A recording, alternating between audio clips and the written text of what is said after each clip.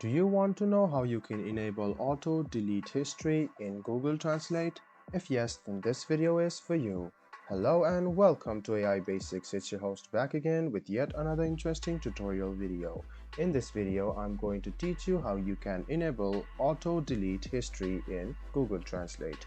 Go ahead and open Google Translate on your device or your Chrome or Edge browser, and you can click on history.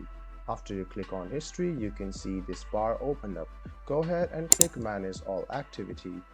Now you can see the auto delete over here. Go ahead and click on it and then click auto delete activity older than.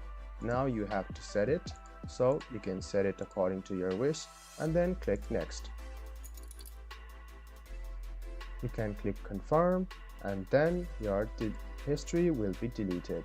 So this is only the Google Translate history, so you can go ahead and do this and then your history will be deleted automatically according to the time you have set.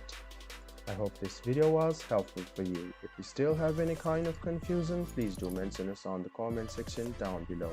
Like the video, subscribe to the channel and do hit the bell button for more. Hope to see you in the next video as well. Until then, goodbye, take care and make sure you enjoy.